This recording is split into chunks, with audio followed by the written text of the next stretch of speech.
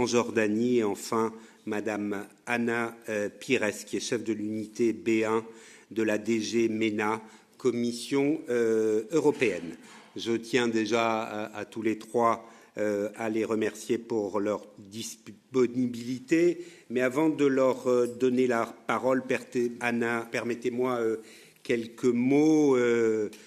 Comme l'a déclaré la présidente Metsola à l'occasion de la visite de Sa Majesté le roi Abdallah II de Jordanie, qui s'est exprimé en juin dernier pour la 6e fois en plénière du Parlement européen. L'UE devrait continuer et doit continuer à renforcer sa coopération avec la Jordanie en travaillant ensemble pour apaiser les tensions et promouvoir la paix. C'est pour cela que nous sommes particulièrement heureux d'organiser aujourd'hui cette réunion axée sur la Jordanie, qui servira également de réunion préparatoire à la 12e rencontre interparlementaire UE-Jordanie à venir, que nous prévoyons d'accueillir soit à Bruxelles, soit à Strasbourg dans la 2e moitié d'année. En tout cas, sans doute fin novembre, début décembre, nous reviendrons vers vous exactement pour la date. S'agissant de cette première réunion interparlementaire depuis l'élection du nouveau Parlement jordanien, cette réunion sera donc particulièrement importante afin de renforcer les relations bilatérales entre nos deux parlements. La délégation pour les relations avec les pays du Mashreq continue à suivre avec un très grand intérêt les développements en Jordanie et nous ne pouvons qu'apprécier chacune des opportunités d'échanger avec nos homologues jordaniens, comme la réunion qui a eu lieu au mois de juin entre le bureau de notre délégation et son Excellence Moussa Maheta, président du Conseil des commissaires de la Commission électorale indépendante. Nous croyons fermement que la Jordanie est un partenaire clé de l'Union européenne au niveau mondial, régional et bilatéral, et nous reconnaissons son rôle majeur dans la promotion de la stabilité et dans la modération et la tolérance interconfessionnelle au Moyen-Orient. C'est pourquoi le Parlement européen a constamment démontré son soutien à la Jordanie en votant à une large majorité en faveur des packages d'assistance macrofinancière et nous nous réjouissons d'examiner la prochaine proposition que la Commission a récemment annoncée. Grâce au partenariat stratégique et global entre l'UE et la Jordanie qui a été signé en janvier 2005, l'UE continuera à soutenir la Jordanie pour faire progresser son agenda de réforme, favoriser l'emploi, la croissance économique et l'investissement. Enfin, nous ne pouvons pas discuter d'une coopération régionale sans aborder la crise actuelle au Moyen-Orient. Nous regrettons l'escalade récente et le maintien des otages israéliens en détention. Il est nécessaire de parvenir à une solution diplomatique à la crise et à convenir d'un cessez-le-feu. Le Parlement européen apprécie les efforts critiques de la Jordanie pour réduire les tensions régionales et parvenir à un cessez-le-feu dans la bande de Gaza et le soutien inébranlable à toutes les victimes, et à une solution à 2 États comme voie de paix durable. Son rôle pour acheminer l'aide humanitaire importante est pour nous majeur. Je le rappelle, une solution à 2 États passera nécessairement par le démantèlement du Hamas et notre objectif est de garantir la sécurité des civils palestiniens et la sécurité d'Israël. Nous exprimons encore une fois notre sincère gratitude à la Jordanie pour son engagement en faveur de la stabilité et de la paix au Moyen-Orient. Je voudrais maintenant donner la parole à nos intervenants, en commençant par Monsieur l'ambassadeur du Royaume hachémite de Jordanie auprès de l'Union européenne. Monsieur l'ambassadeur, vous avez la parole. Si la connexion marche, nous sommes à votre écoute.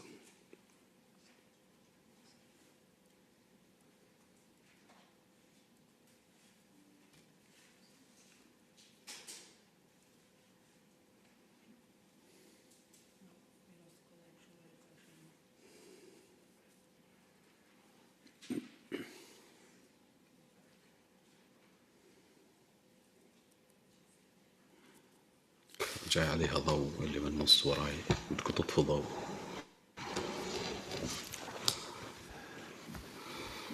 Am I on? Can you hear me?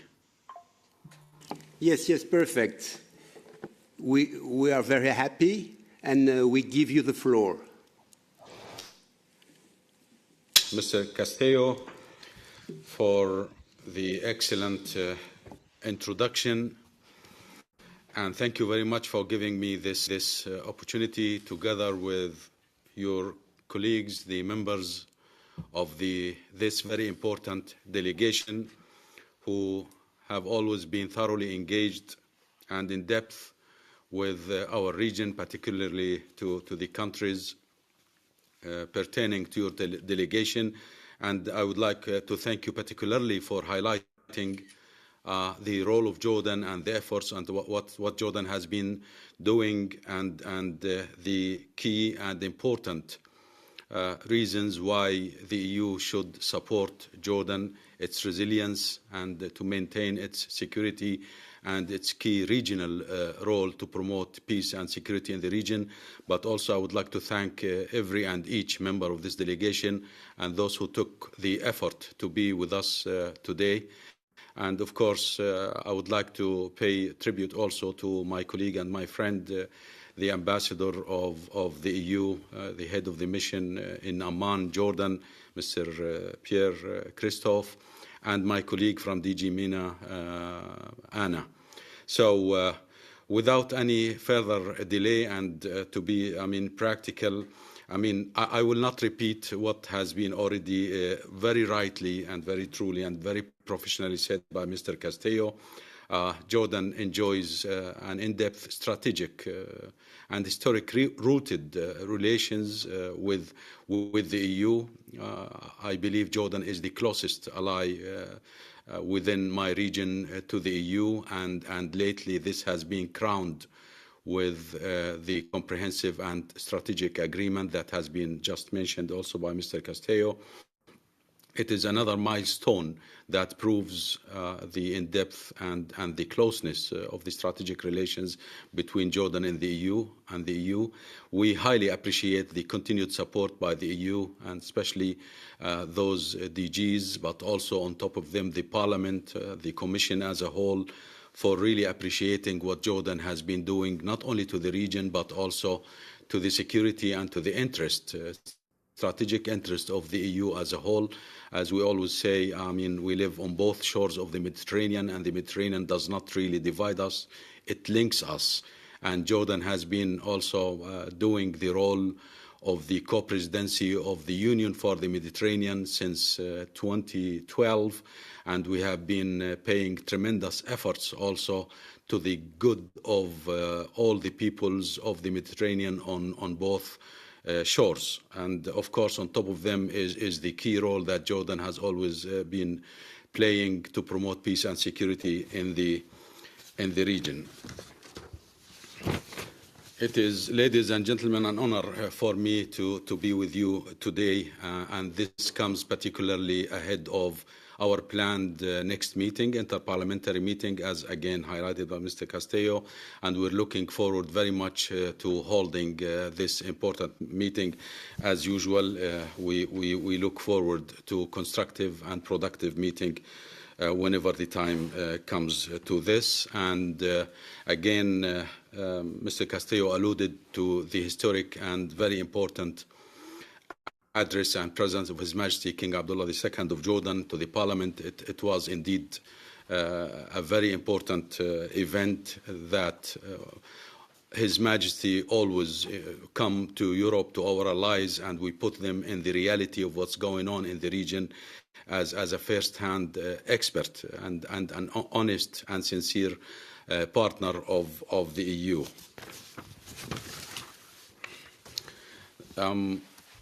The strategic and comprehensive agreement, I'm sure also my colleagues Anna and Pierre Christophe will talk about this, so I will not go into depth about the pillars of this agreement, but this has really come in the right time also, amongst the continued and the chaos and the crisis that has been surrounding Jordan.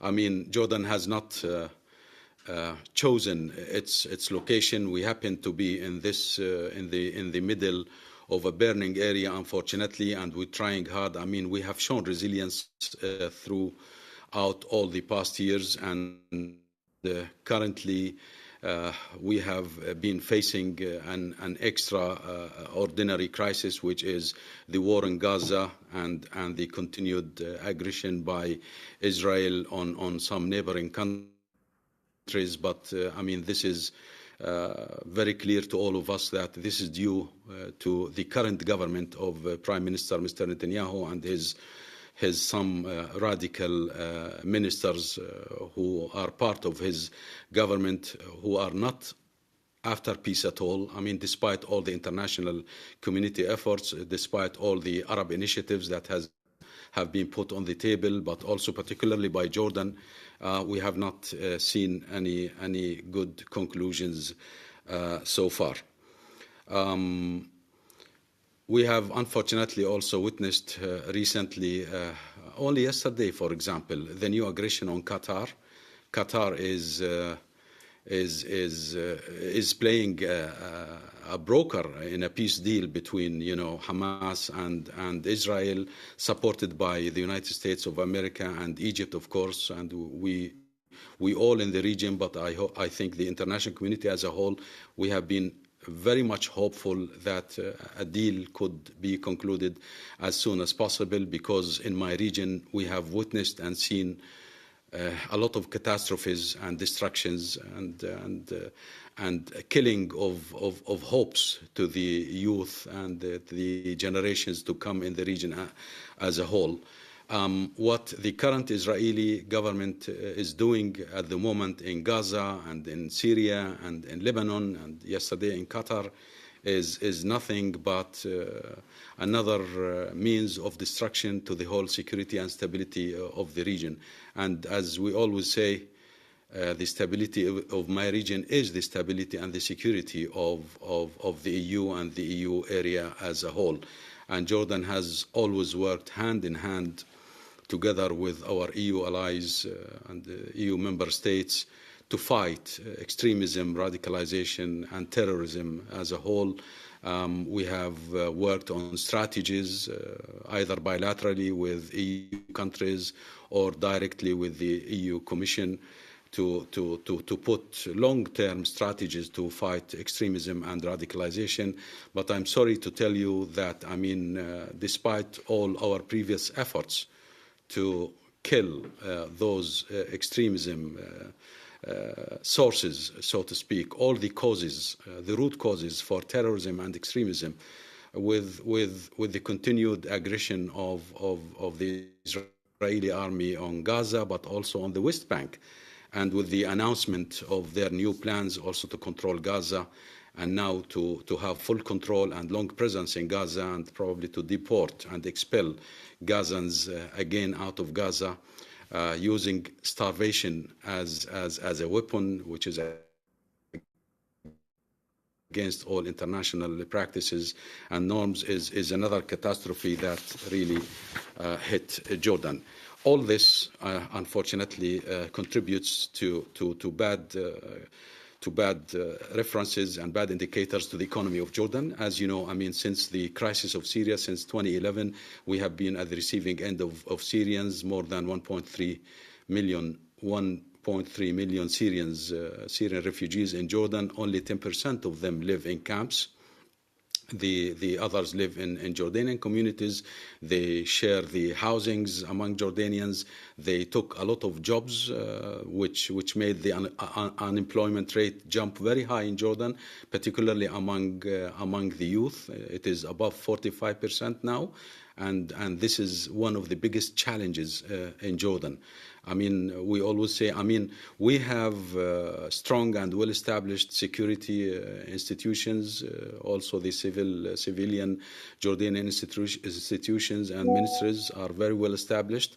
But when it comes to economy and unemployment of the youth, this is another time bomb that we have to deal with on day-to-day basis.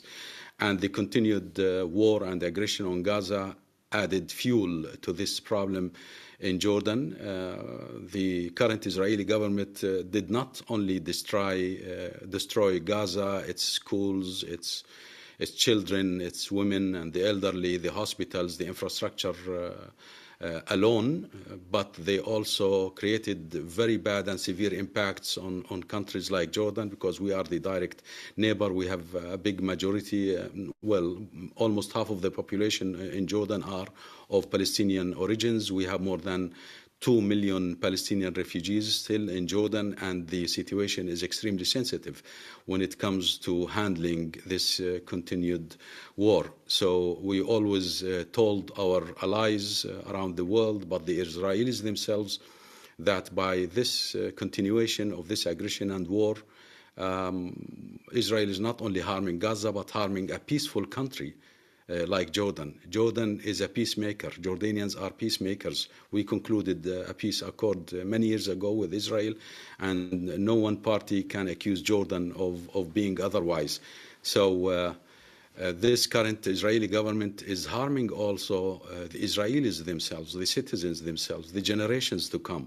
When you think of Gaza and you see that half of the population of Gaza are children, so you're talking about more than 1 million children in Gaza. When those million grow up, how would they view and look at Israel, and while they have been witnessing all the destructions, the killings of their parents, siblings, brothers, sisters, destruction of their schools, and so on.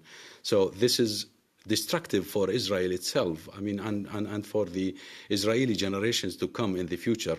This is a thing that we don't want in Jordan. We want peace for Israelis and the Israeli citizens as much as we want peace and freedom for the Palestinian children, people, women as a whole. We want a Palestinian independent state that lives peacefully, and we want full security to Israel and to all Israelis. We want a regional peace as a whole, all in all. Let me just give you some quick highlights on what we have been doing also to the Syrians and the impact on the Jordanian economy. I mean, as you know, since 2011 we have been receiving more than 1.3 million Syrians, and unfortunately, even now with the new administration in Damascus and in Syria, we don't see many numbers of Syrians going back. Of course, they want to make sure, and we want to make sure as well, that we abide by the international standards. We want only voluntary returns to Syrians. We will never in Jordan force any Syrians to go back to Syria. But those Syrians will not go in bulks and big numbers unless we have early recovery plan in Syria. At least we're not talking about for reconstruction now, but at least any Syrian family who go back to their villages, houses, and cities, they want to have the minimum and livelihood sources like water, schooling, health system, and so on. The average cost of hosting refugees in Jordan, particularly Syrians, is 1.24 billion. For 24-26, and this figure is according to the World Bank.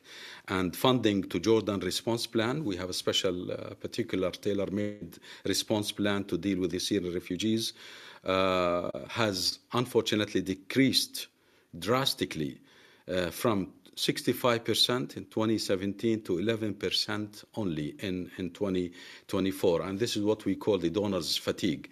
So Jordan is almost left alone by the international community to face all the consequences of the refugees. And we don't have only Syrian refugees. As I said before, we have more than 2 million Palestinian refugees, but also we still have tens of thousands of Iraqis, Libyans, Yemenis, Somalis, Sudanese. We are at the receiving end of every crisis in the region. And we're doing this on behalf of the international community, and particularly also on behalf of our friends and allies and partners within the EU area. You remember in 2015 when we had these big waves of Syrians coming towards Europe, and particularly most of them settled in Germany.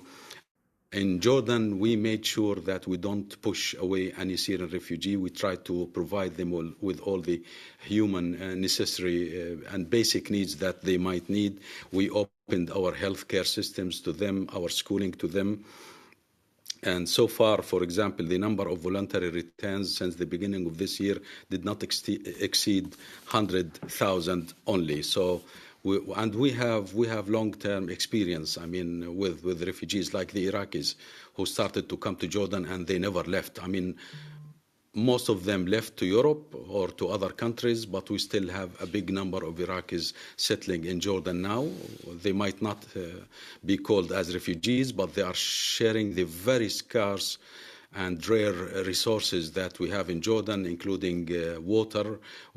Jordan imports more than 95% of its energy into Jordan, and this is extremely very, very costly to Jordan.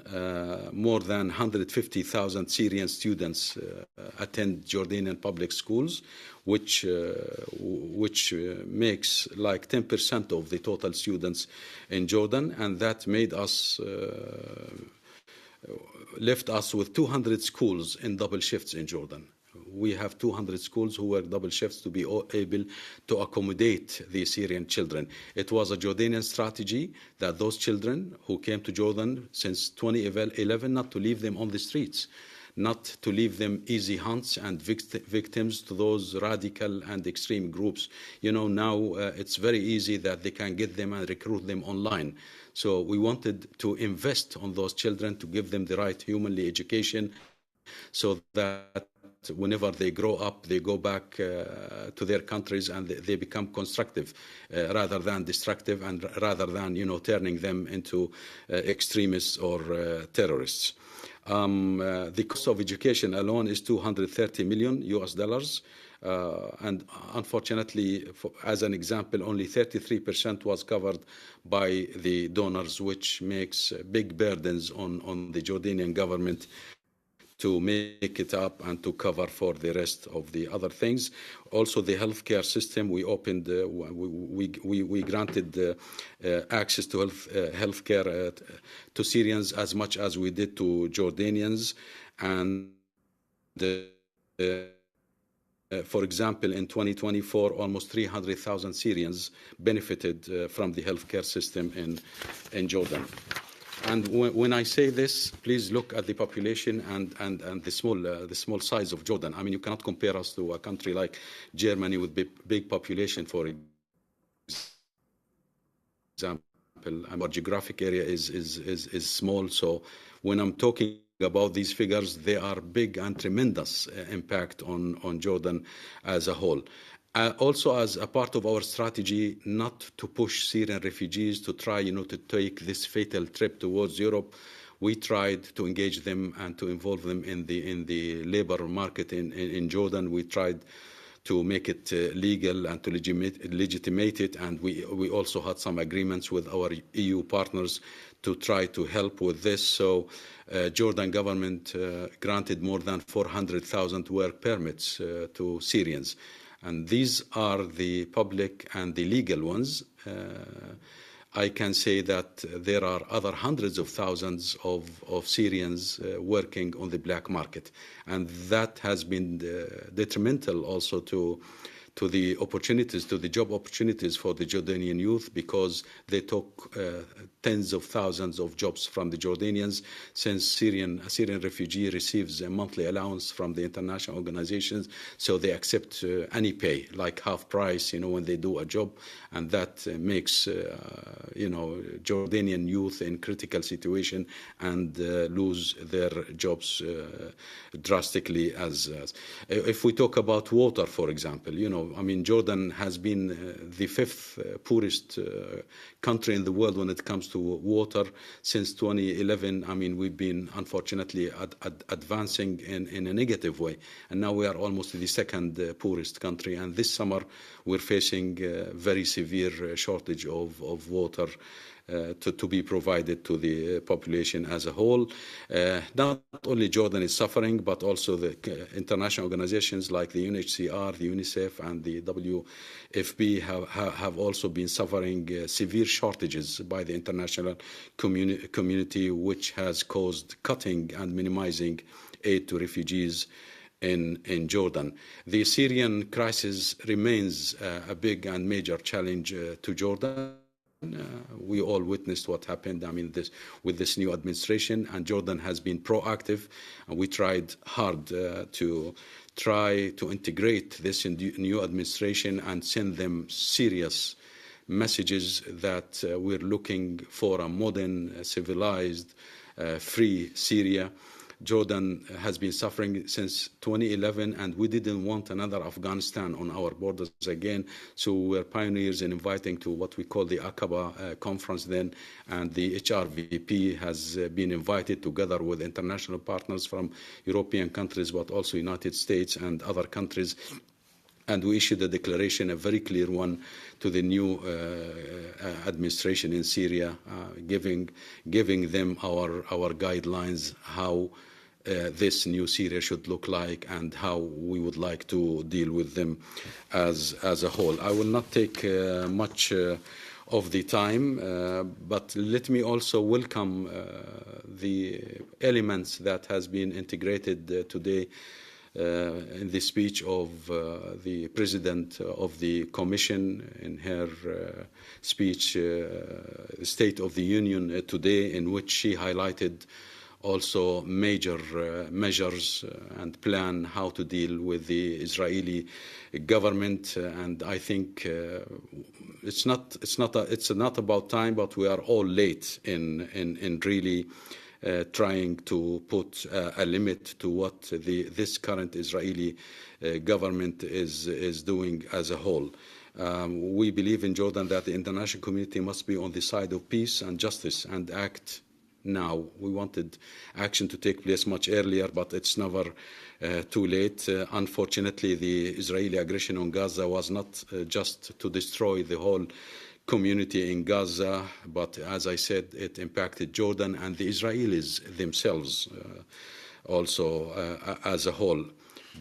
Also, this aggression destroyed our belief in the credibility of the international law. Multilateralism has been crushed because of this continued aggression on Gaza, while the international community and the multilateral organization have been watching, maybe sometimes issuing some statements, but no tangible plans or measures to apply on the current Israeli government. Unfortunately, our international system has normalized the killing of innocent people and the starvation of innocent people. This is very embarrassing to the whole world, to the international community as a whole. The problem is not with the international law. It is with the selectiveness of the application. I mean, unfortunately, there are double standards in applying international law. Some parts of the world, the international community, they unite to apply the international law, while in places like Gaza and Palestine, we don't see serious application of this as a whole. What we are doing in Jordan, as you all know, we have been doing for decades also. We are working for a just and lasting peace that will ensure peace, security, and stability in the region, not only for the Palestinians, but also for the Israelis. The security of Israel must also be maintained. Unfortunately, we don't have a real partner now in the Israeli government for peace.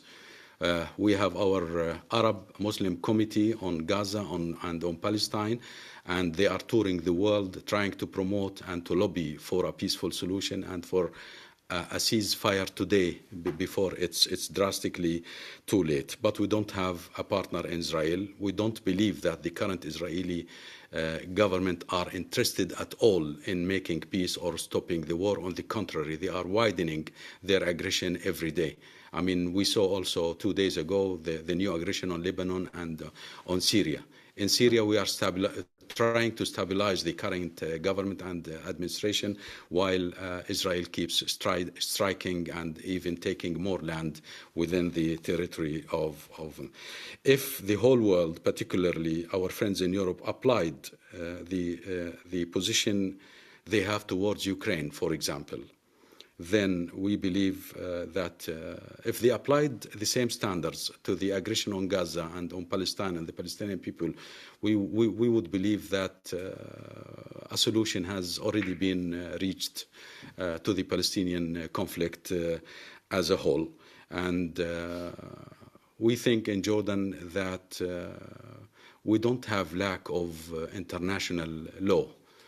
We have lack of the will to apply the rules of the international law. I will stop, ladies and gentlemen, here, and I'm ready to get engaged anytime during our session after listening to our distinguished speakers. I thank you very much again for this opportunity.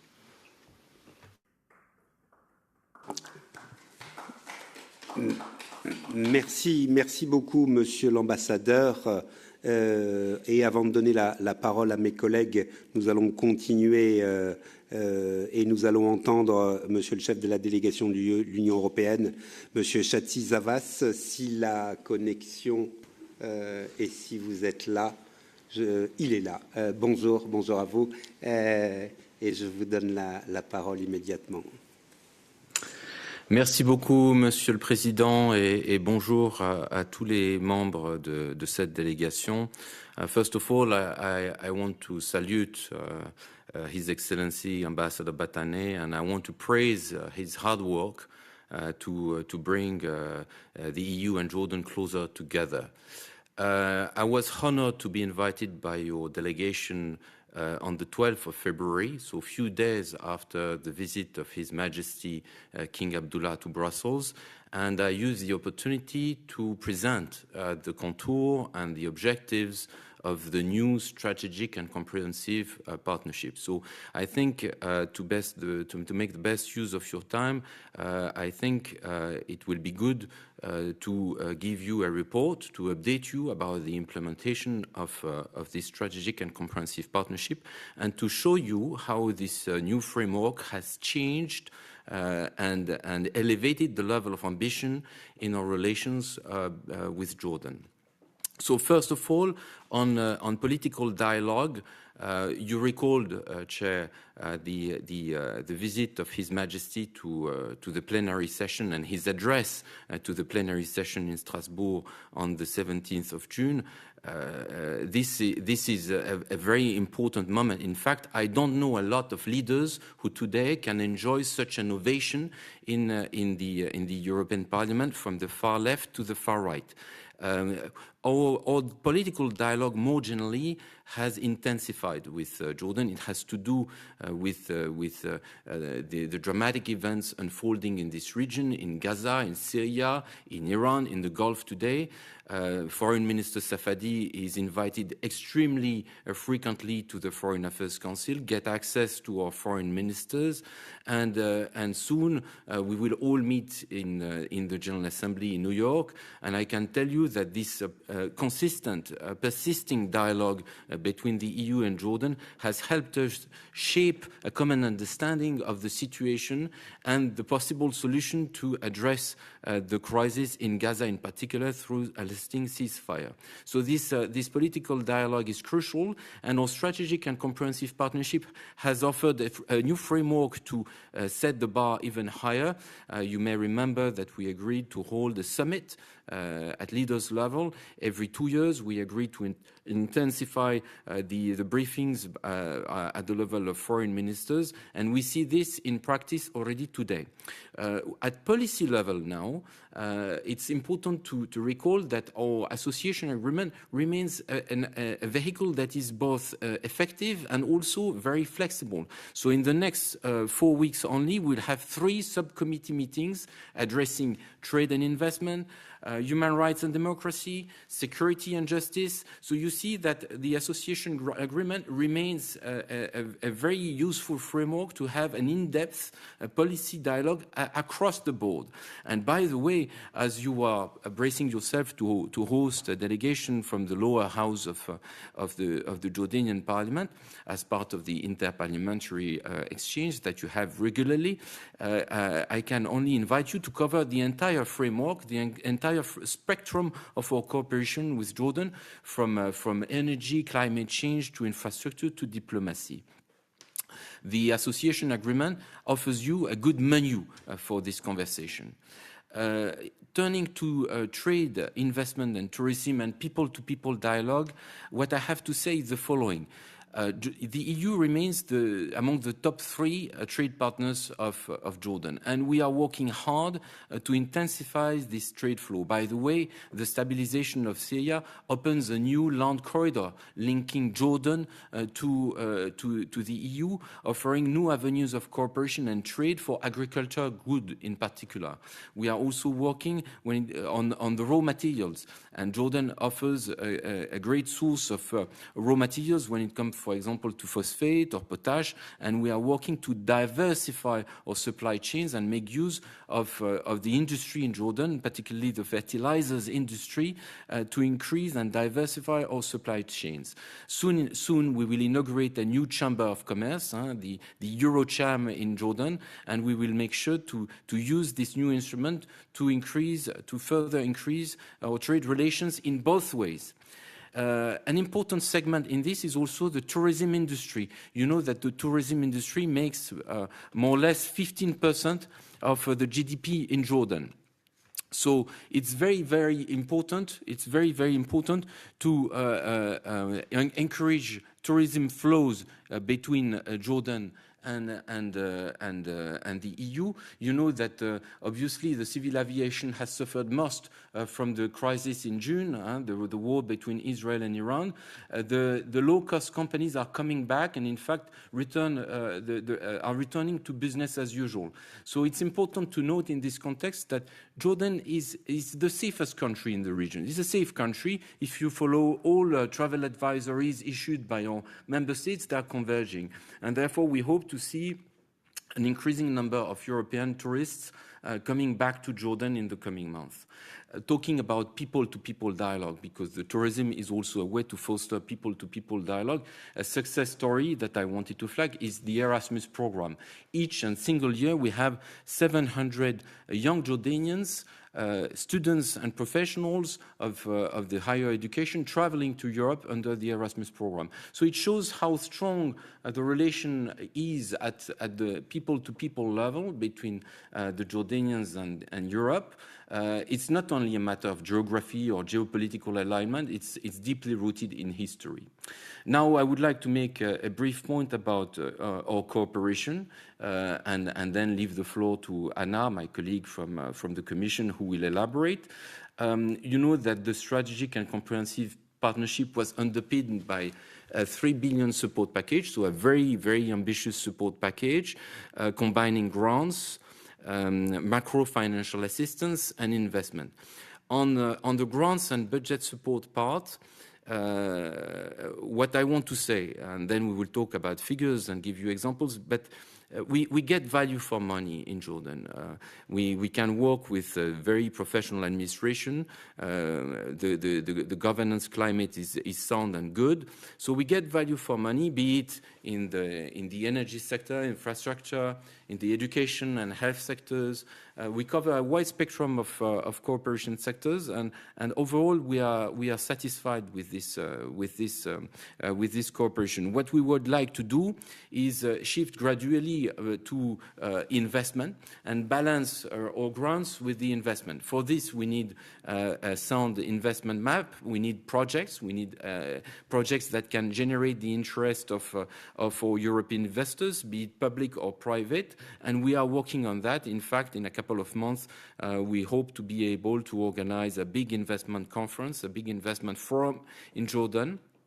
A flagship will be the Aqaba Amman conveyor, a 4 billion project, a 4 billion euros project, heavily supported by the EU at the level of the contractors, but also at the level of the donors and lenders.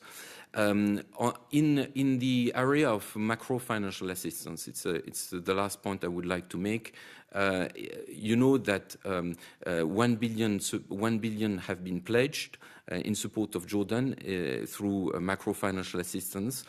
You had your role to play to adopt the first tranche, the 500 million euros MFA. That was done in the spring, and an MOU has been negotiated, and in fact we are about to release the first payment worth 250 million euros. So we are on track for the MFA, and the Commission has presented a proposal for the second tranche of this macro financial assistance worth 500 million euros. It has been presented in early August. The European Parliament will designate a rapporteur within this month, and hopefully this second tranche will be adopted before the end of the year. One last word to flag also the importance of our military assistance. Military cooperation with Jordan is our fastest growing cooperation sector. We just presented to the European Council a 30 million euro package focused on air defense. We started 2 years ago from 7 million. We are now at 30 million. So you can see that we are being very consistent in supporting the military in Jordan for its own sake, for the protection of its border, for the protection of its society against drug traffickers, arms traffickers, against drones, against malign influence, but also for the stability of the region at large. So I gave you today a menu. My main message was that we are on track as we are implementing the strategic and comprehensive partnership, and I wanted also to insist that this interparliamentary meeting that you will hold before the end of the year will be as rich as the menu that I presented, and obviously any visit that you would like to undertake to Jordan, either formally or informally, will be supported by my delegation and will send a very positive signal in the context of our already very strong and very positive EU-Jordan relations. Thank you very much, Chair.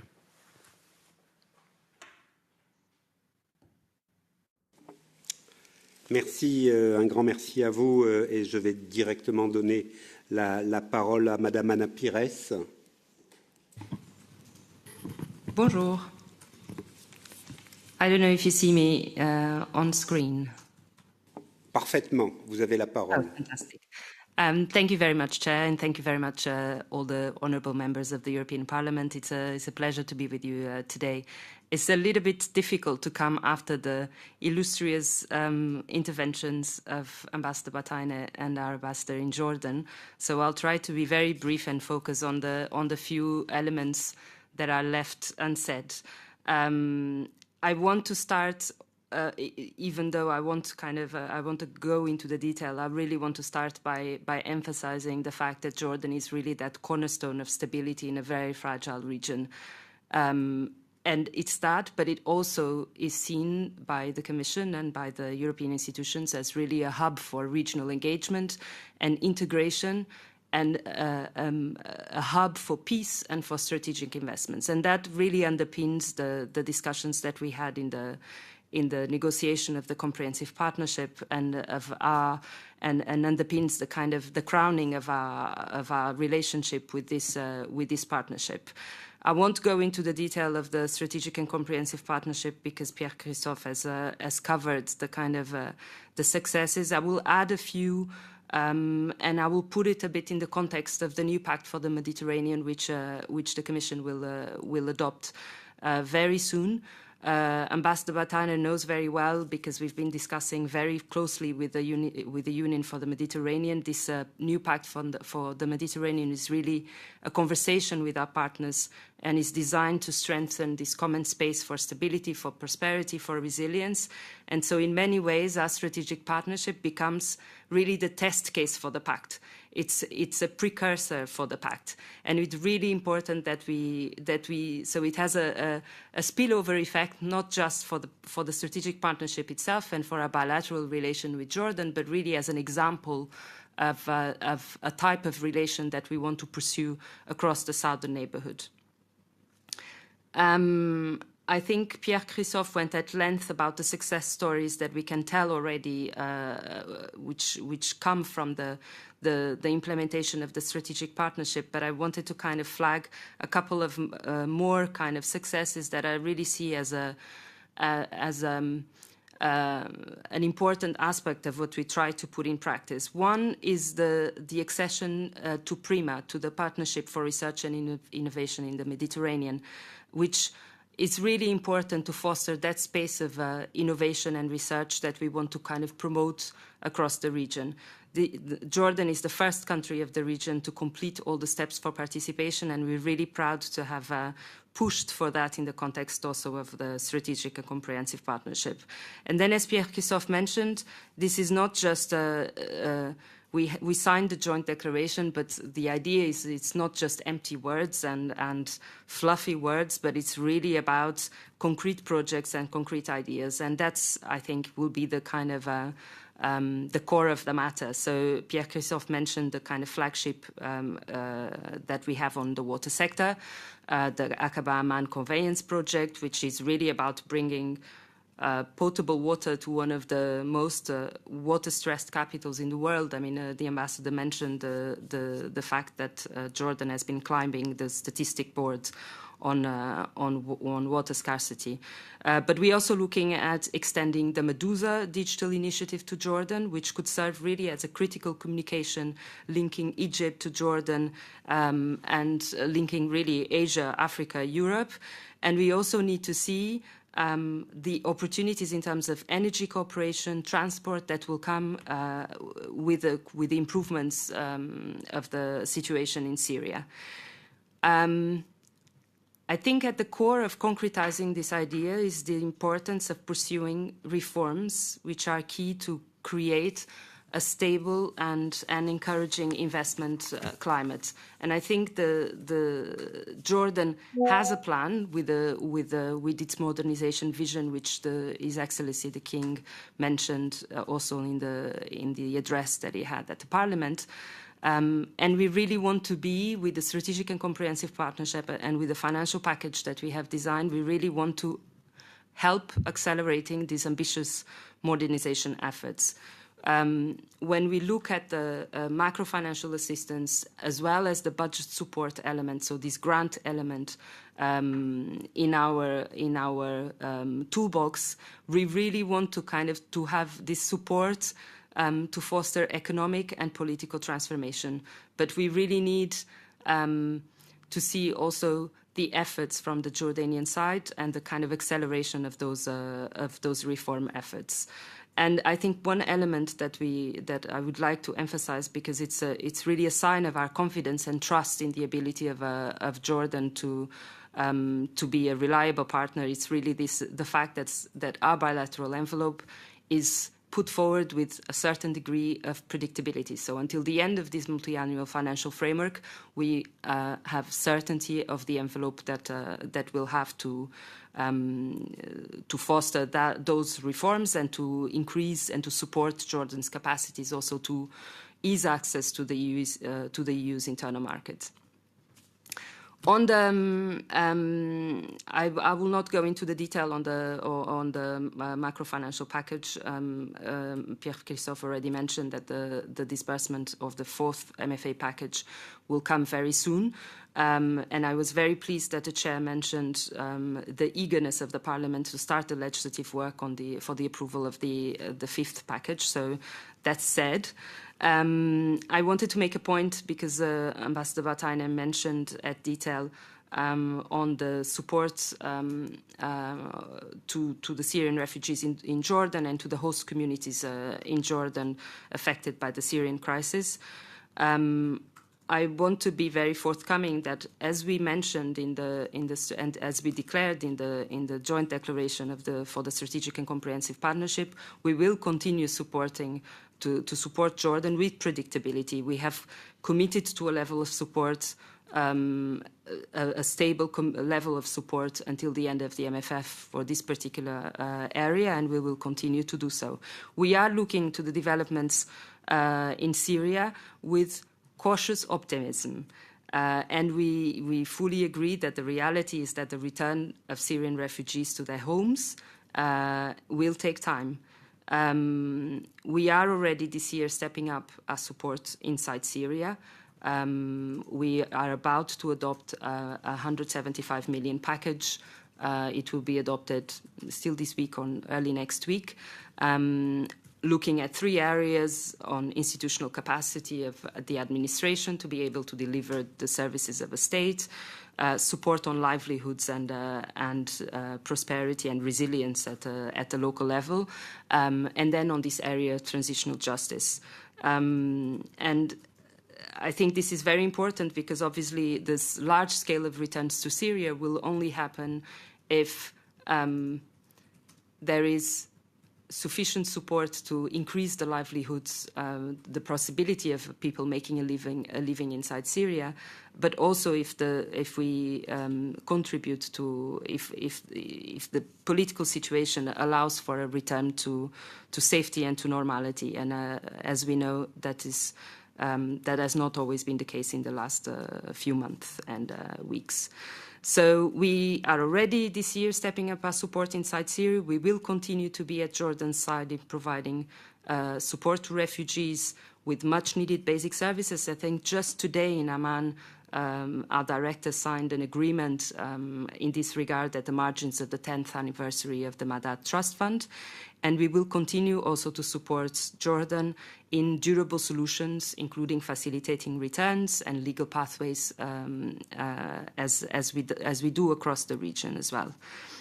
I wanted to conclude by saying that we very much we have a very busy year ahead of us.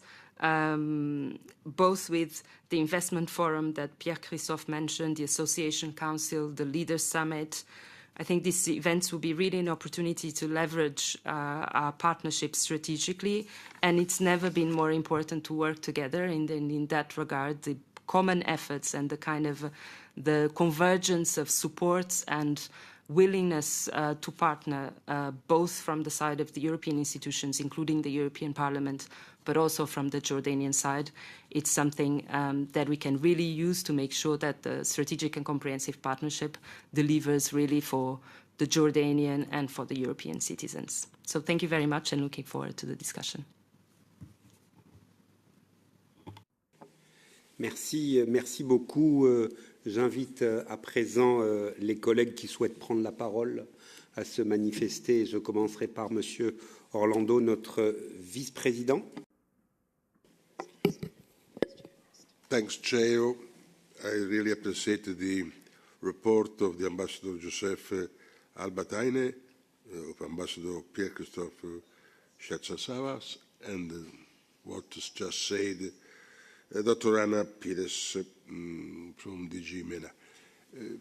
I think that we had another time the confirmation that Jordan plays a very important role and is a very important climate of confidence with, between the European Union and Jordan Kingdom.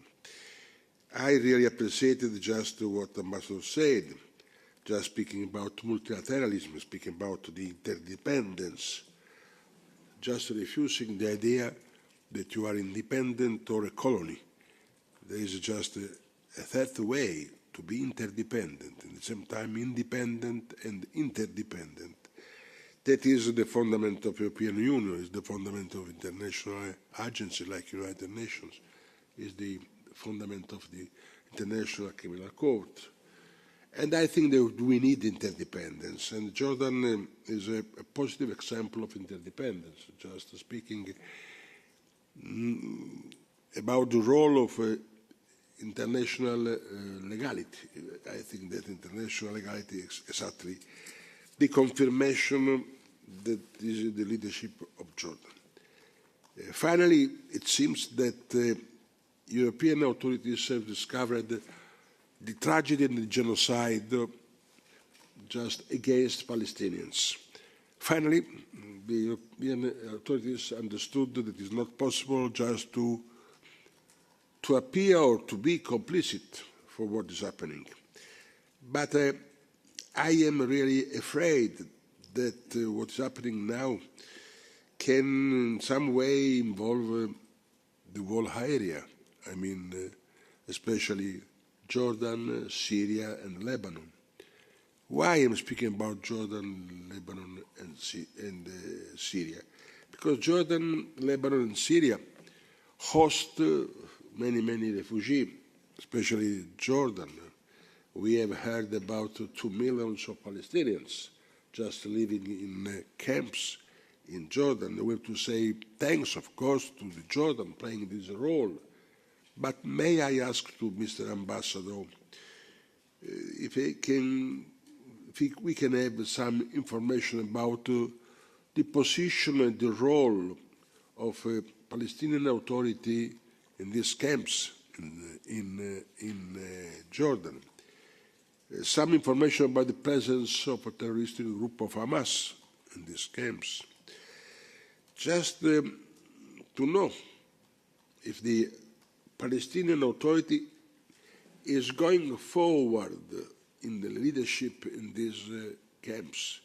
Traditionally, Palestinian Authority has played an important role in these camps in Jordania. Something is changing after the position and the attack of Israel and after the negation of visa to the Palestinian authorities from the American government. That this, of course, let the Palestinian Authority appear to be more weak, even in front of Palestinians living in the camps in Jordan. Why I'm asking that?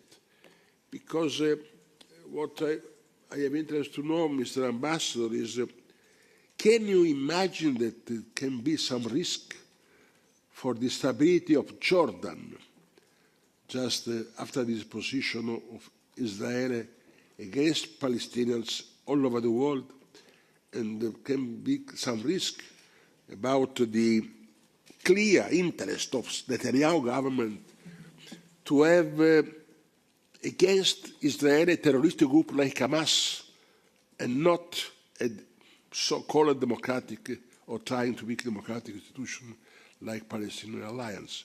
I think that is, everybody knows that can be just a form of paid extremism between Palestinians and in Jordan that can be in some way help Israeli intention to dominate the area, even outside the present borders. I wish to know your opinion, Mr. Ambassador, if it is some risk for that, because I think that we are playing the same role in name of interdependence, in name of two people, two states, speaking about Palestine, in name of international legality. Thanks a lot.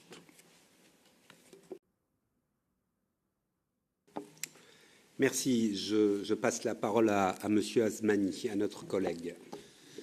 Merci, Monsieur le Président. Thank you for giving the floor. Well, dear Ambassador Albertine and also dear Ambassador Chatsitavas, dear Pierre-Christophe, it's good to see you. It's a pleasure to welcome you, unfortunately remotely, but I know for certain in the nearest future it will be physically. To be honest, I want to say also to the Ambassador, Mr. Albertine, your message is clear, heard here also today in this room amongst the MEPs who are present also today.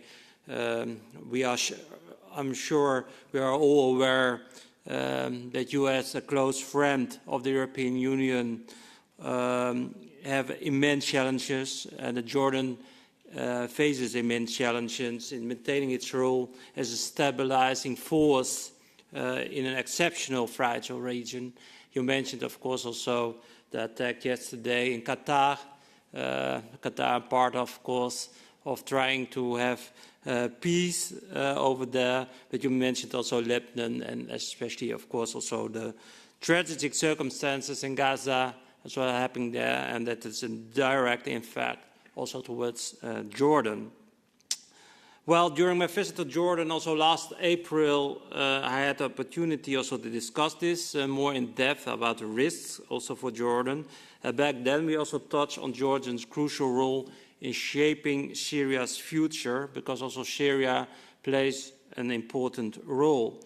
And also the balance of the kingdom must keep between its own security concerns, including also the potential return of Syrian refugees, and preventing also any resurgence of Daesh, and tackling also drug trafficking, while also steering the very fragile situation inside Syria, and of course also those broader regional dynamics. This is why I was also very much welcomed the signing last July of the new security pact between Jordan and the EU through Europol. And this part marks also an important step, I think, forward in our cooperation against serious crime and terrorism, and in bolstering also the wider regional security efforts. My question to you both, Ambassador, is twofold.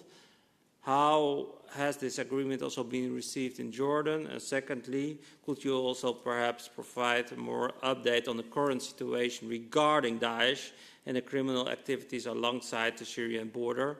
In particular, how also the situation evolved since my last visit in April. Secondly, I want to hear already some views and opinions of Ambassador Batenet towards the new proposal of the Commission from the beginning of August. Indeed, this proposal is now in Parliament to distribute also really a rapporteur. I understand we needed also to do it fast. I want also to underline towards my colleagues, we need also to do that fast, but maybe you can already say some messages towards us on that new proposal of the Commission, the second 500 million for the MFA. Thank you very much.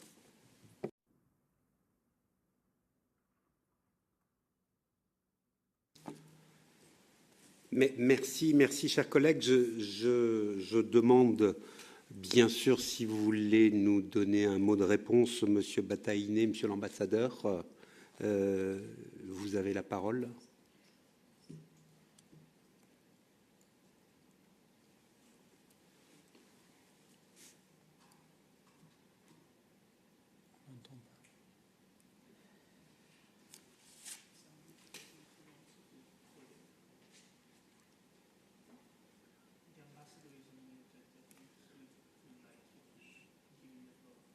Oh, Mr. Ambassador, I give you the floor if you...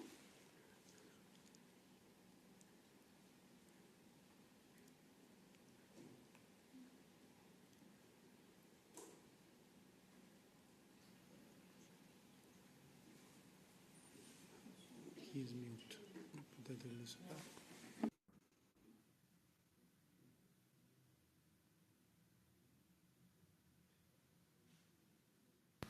Okay, I think you can hear me now.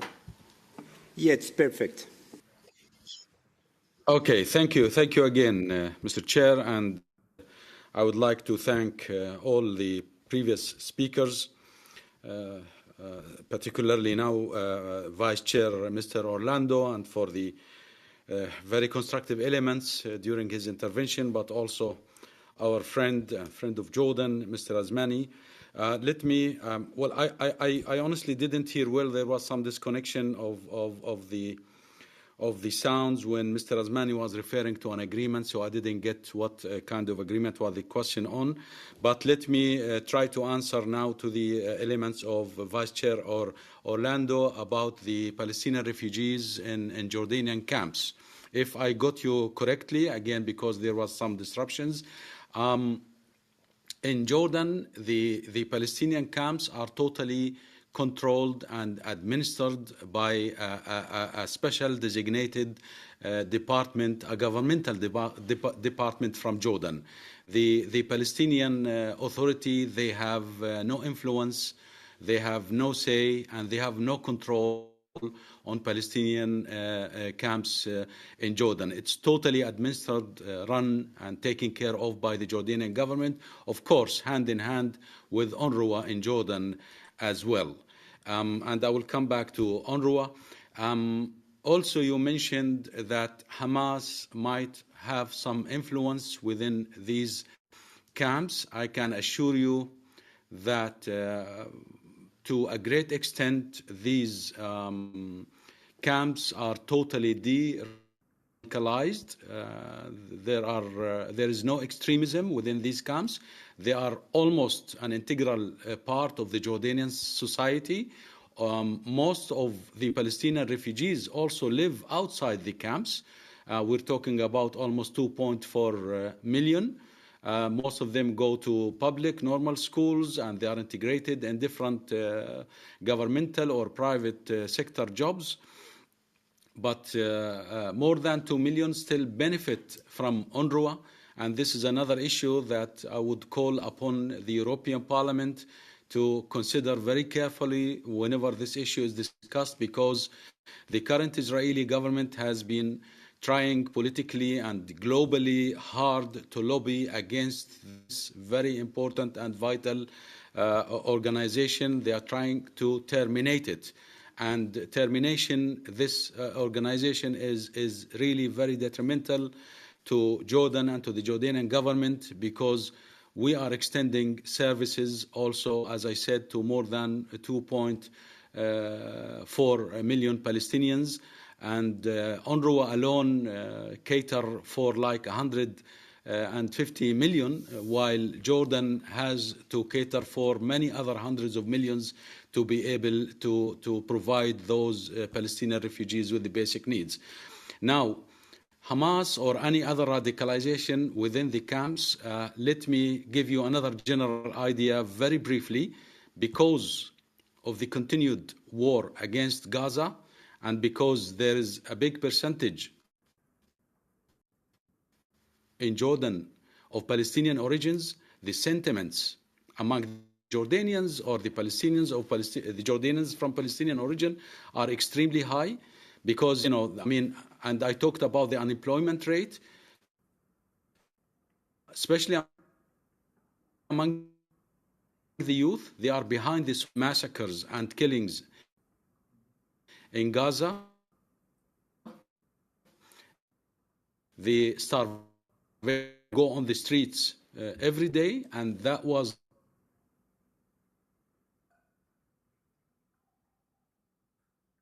in Jordan hundreds of demonstrations every day, every night on the streets of Jordan, especially on Fridays. And I'm sorry to tell you that, historically speaking, the Jordanian people have been amongst the most moderate people in the world, peaceful and moderate, accepting the other religions, accepting all races. Because of the continued aggression on Gaza, we have started to witness some shifting in the thinking of the youth in Jordan, those who come on the streets every day. For the first time in the history of Jordan, we see demonstrators on the streets of Jordan carrying slogans in support of Iran or Hamas or Hezbollah. We have never seen this before, thanks to the government of Netanyahu. For the first time in the history of Jordan, we saw thousands of youth coming on the streets, calling our security agents and departments Zionists. They call us Zionists. Why?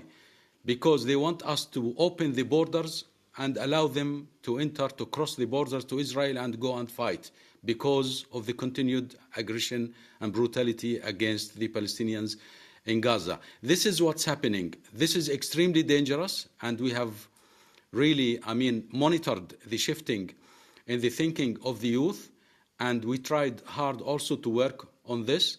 That's why in Jordan we took a lot of measures trying to bring aid into Gaza, either by airdropping or by sending trucks over the roads, most of which have been interrupted and disrupted by the Israeli settlers. They stopped them, they sabotaged the trucks, and the containers and so on. So again, back whether we have Hamas among those camps, of course, you can never tell about the ideology of people.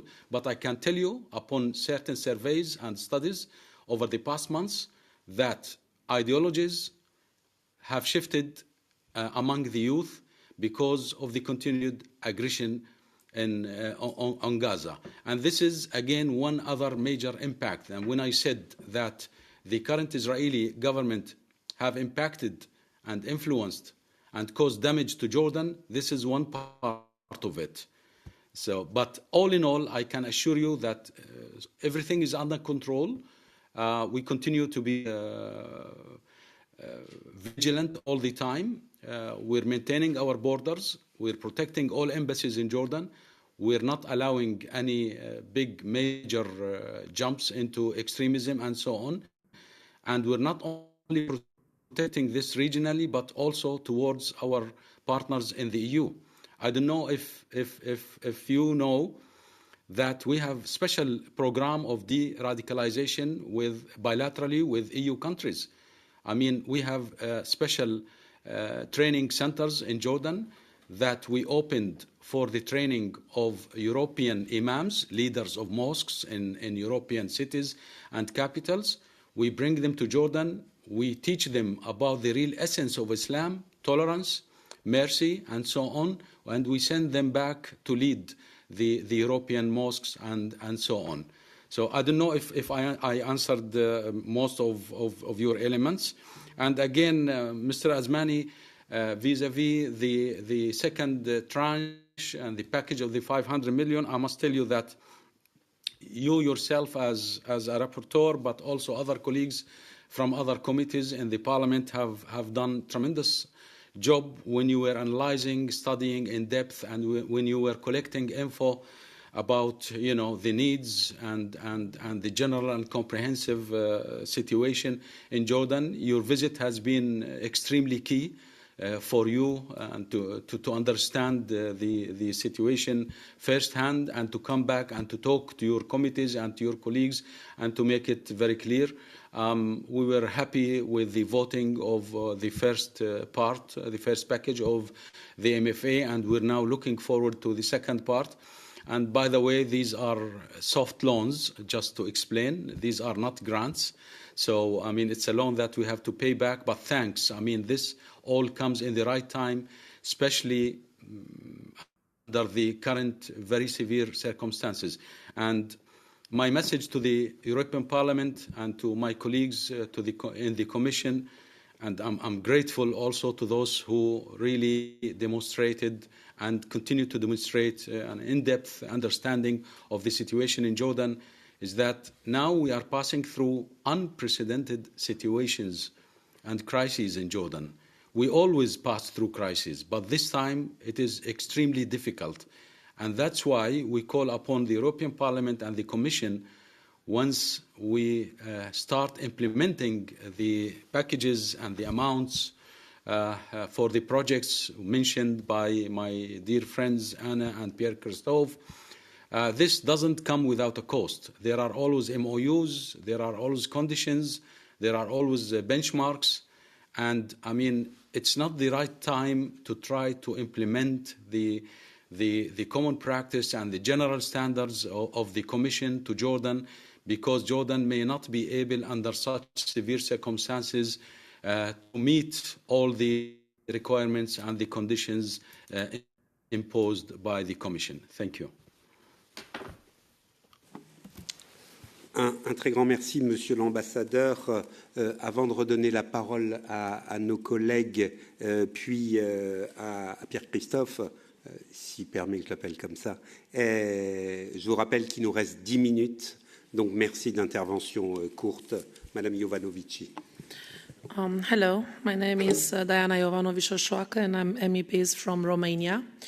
And I would like you to ask, how can you see the attack of Israel on Qatar, which took place yesterday? Because, from my opinion, I think it will be a gather of Arabian countries. They state in a peaceful way and treated in a peaceful manner what happened there and tried to resolve all the problems with diplomacy. But if Arabian countries will fight against Israel, we will have a war between USA and Russia, North Korea and China, and Europe will be in the middle of this situation.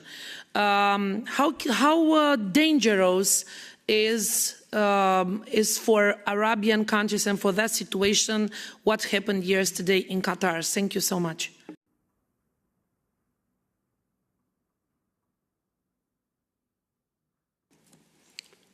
Monsieur Orlando, vous avez la parole. I wish just to say thanks to Ambassador Botaine because he said the words that let us have confidence that there will be just a system of tolerance, and at the same time it will be just one way to avoid the presence of the leadership of terroristic groups in Palestinian camps in Jordania. I hope that we will receive the same question when we speak about the ambassador of Syria, ambassador of Lebanon, where probably the situation is not just like in Jordan, and I wish, of course, that in Jordan the situation will not change, because I have to say what I feel, my dear colleague. My Palestinian friends said, one of my Palestinian friends said, we Palestinians are dead, but Israel has lost. Yeah. But Israel has lost. Israel has lost credibility and international reputation, and we risk just to lose our reputation without speaking clear against what's happening in Gaza, in Cisjordania, and I hope will not happen in Jordan, in Syria, and Lebanon, in name of greater Israel. Thanks, Mr. Ambassador.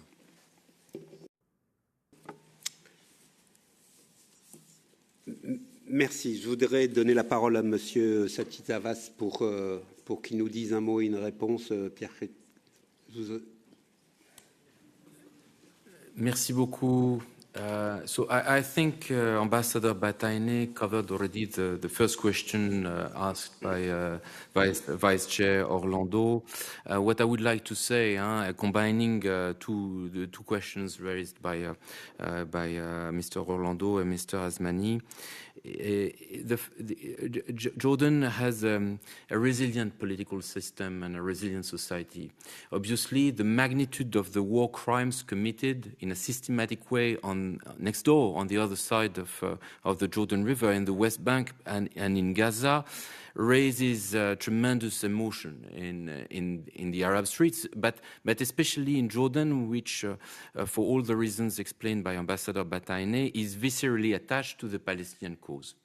So a tremendous emotion that was reflected also during the electoral process in 2024, which you witnessed, because the European Parliament had sent an electoral observation mission alongside a fully fledged EU electoral observation mission led by Madame Zovko.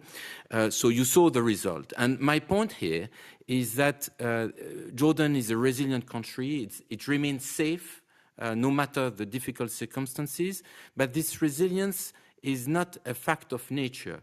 Resilience means hard work. There is hard work involved behind this resilience of the political model in Jordan and of the security architecture in Jordan. And this hard work comes from members of the lower house, members of the parliament in Jordan, and this is why it's very, very, very important to engage with them. They have, just like in Europe, a critical role to play. It comes also from the professionalism of the security agencies in Jordan. And here I come to the concrete questions raised by Mr. Asmani, whom I was very pleased to host in April, and thank you so much for all your hard work as a rapporteur in the European Parliament. First of all, Europol. We were very, very pleased that an agreement could be signed in July by the Director General of the Jordanian Police in The Hague. This agreement paves the way for even closer cooperation at EU level and not just bilaterally with our member states. So the next steps will be an exchange of focal points, officers in The Hague, and the installation of a tool, of a software that will allow for the exchange of information. So definitely the cooperation with Europol will increase and accelerate the cooperation on international crime and terrorism. So it's very, very good news. But this is only one aspect of our cooperation with Jordan when it comes to security at large. And here I want to say that our cooperation, I flagged the issue of the military cooperation, but our cooperation with Jordan in the security sector is old, has a long legacy. We have built, we have helped our Jordanian friends build military hubs, border crossing points. I inaugurated the Jabber crossing point with the Minister of Interior in July, and next week I will inaugurate with him a border crossing point in Al-Karama at the border with Iraq. What we want to do is to further intensify this work, this cooperation in border crossing points with the delivery of equipment, with training. We want also to intensify our cooperation with the police. We'll do that at all levels, and it includes also the correction facilities, but obviously the use of artificial intelligence, modern tools, modern methods to tackle international crime, drug trafficking, human trafficking, arms trafficking, and also malign influence in the cyber area. You were flagging also the macro-financial assistance and the indicators linked to that. Yes, the MFA is also a tool to accompany reforms in the area of governance. And for the first MFA, we included a great number of indicators that will reinforce the work that we do through budget support and traditional cooperation. For example, for the first MFA, and I repeat, the first disbursement is this month, 250 million euros, so half of the amount of the first MFA that was adopted by the European Parliament earlier this year. There will be a set of indicators related to the business climate. So it shows the flexibility of our instrument and how we can combine MFA, budget support, loans and grants to accompany and support our Jordanian friends. Regarding the last question raised by Madame Jovanovic, Pierre-Christophe, très brièvement, parce qu'on va être coupé. On Qatar, there is a statement made by the EU. We qualified the strike as a blatant violation of Qatar's sovereignty. Thank you. Merci beaucoup pour votre patience. Mais merci beaucoup, Madame Pires. Un mot, une minute, si vous voulez bien. Si vous ne le voulez pas, je ne vous oblige pas. Je ne vais pas vous faire dépenser plus de temps. Juste renforcer ce que oh, sorry, I'll speak in English. I think that was the... I'll just reinforce the point that Pierre-Christophe made in terms of the articulation of all the instruments and the importance of seeing also this macro-financial assistance, this new package, as urgent because both programs are linked and because they are intrinsically linked to the business and investment agenda that we want to put forward. So all the elements of these partnerships are pieces of a puzzle, and if we miss one piece, we are not completing the task at hand. And thank you very much for your input. Merci, un grand merci à vous tous, aux orateurs, à tous les députés qui ont été là, avec un grand merci aux interprètes pour leur travail. Le secrétariat vous fera parvenir la date de notre prochaine réunion et surtout la date des prochaines relations que nous aurons interparlementaires. On l'a vu avec la Jordanie, mais aussi qui va arriver très prochainement avec le Liban. Un grand merci et bonne fin de journée à tous.